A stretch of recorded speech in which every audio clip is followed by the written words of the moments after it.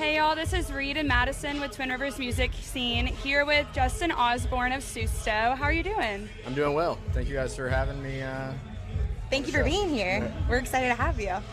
So congrats on your recent release with Morgan Wade, Hard Drugs. Can you tell us a little bit about that collaboration?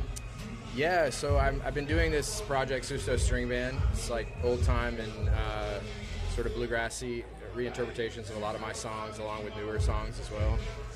And I reached out to a few friends to see if they wanted to collaborate for the new record we have coming out, Susto Stringband Volume 2. And Morgan responded and really wanted to do Hard Drugs, the song Hard Drugs with us. And I was, first of all, flattered that she wanted to do a feature with us. We had never really met before. We'd interacted a little bit online. I knew she was a fan, but it was cool to get to know her in the process of recording the track, and she just crushed it with the vocals. It was like, once I heard her singing it in the studio, I was just sort of like, this is how this song is always supposed to have sounded. So yeah, we're really stoked to have that song out too, and grateful to Morgan for singing on it with us. Yeah, it was an amazing song. We were listening to it on the way here, and we're like really excited for it. Yeah. So how have you seen your creative process change since the beginning of your music career to your most recent work you put out? I mean, it's changed a lot. I've been writing songs and playing shows since I was 15, you know, and I'm like a dad. I'm turning 40 next year and all that, and it's like, and I've been doing music the whole time. And I think the thing I've noticed is that it always continues to change in some way, and that's sort of fueled by the fun that comes along with change. I mean, Susto Stringband, honestly, what I'm doing here today at Luck is a bit of an example of that, because I've been in Susto, which is like a rock Americana band, for a decade, and before that I was in another band for a decade, and like every sort of new project and new iteration of the songwriting and bringing it to life through like recording and also live, like it's like an opportunity to sort of like re-explore yourself, sort of shake things up a little bit, you know.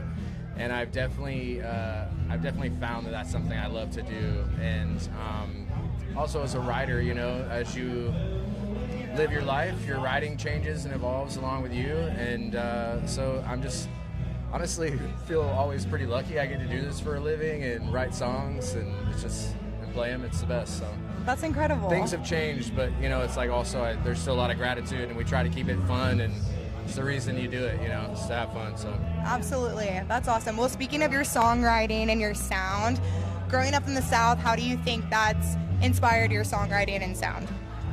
I mean, I think it's a really big part of my identity, you know, like especially growing up in the rural South, and you know, everything that comes along with that culturally. I think being in bands and sort of starting to travel and see other places and sort of get out of my bubble I grew up in is what sort of helped me evolve as a person, and having music to sort of be the vessel of exploring what I've been discovering about myself and about the world, like along the way, has been really beautiful. And I think that's sort of what's at the core of my songwriting and Susto Stringband. But I definitely have felt at times like the need to reckon with certain things about growing up in the South that don't sit right with me, you know?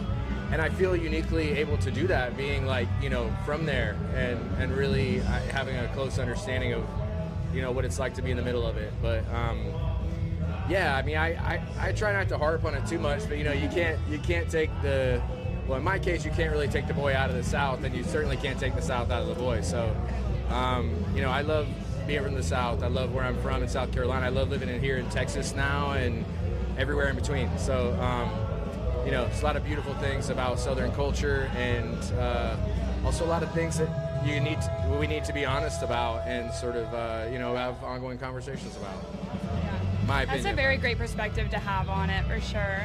So we were trying to find the definition of Susto earlier, and we're getting a lot of different things online. There was a lot of spiritual kind of things. Can you tell us what the true definition for you of Susto is and why you decided to name the band that? Yeah, I think it's definitely important to sort of like delineate, like what I'm going to say is pretty much the definition of it for myself and what it means in the context of the band. I was an anthropology major in college, and I was focused on Latin American Caribbean studies, and I came across this term Susto that essentially represented sort of like spiritual PTSD, or like your soul jumping out of your body and you being untethered from yourself. And I was like 25, 26, going through a lot of shifts in my life, shifting worldviews, shifting relationships, all those things, trying to figure out what I was doing. And the term really resonated with me. And at the time, I'd actually sworn off music. I'd been in this other DIY band for 10 years, and I was done with it. But I was putting out this little project that was just going to be for my friends, and it was the first Susto record. And I was going to call the album Susto because that term seemed to represent where I was at in my life. But then I sort of chose to make it the band name because I moved to Havana, Cuba for a while, and I started playing with some folks there, and they were like, I was telling them I was going to name the record that, and they're like, man, you should just give this a try again. And I was convinced I wasn't going to do music as my career, but they sort of persuaded me otherwise and told me to use the name. So it's become also the name of the band. But I think that is sort of important songwriting-wise, because what I realized is that sort of feeling that I thought was temporary is just sort of what being alive is like. So the songwriting continues to sort of explore that, and thematically it's close to the band. So the name and the meaning of the name is closely tied to sort of what we're trying to explore lyrically and musically. So I love that. And what a pivotal moment with you kind of changing the route of your name, and now it's your career is taken off and you are doing music full time. Yeah, and I'm really grateful for it. I'm grateful for people in my life pushing me in certain directions, and those people continue to come in my life, and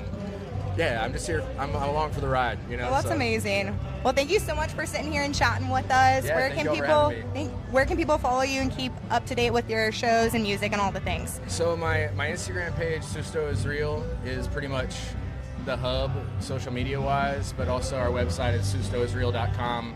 My Susto Stringband collaboration is with my friends from Asheville, North Carolina, called Holler Choir, and they're just Holler Choir Music on Instagram, and of course the music's everywhere you can find it. So yeah. Well, thank you again for talking with us. Yeah, it was great to meet so much. you, and we're excited for your show in a little bit. Yeah, we're excited too. Thanks for having me. Awesome, thanks.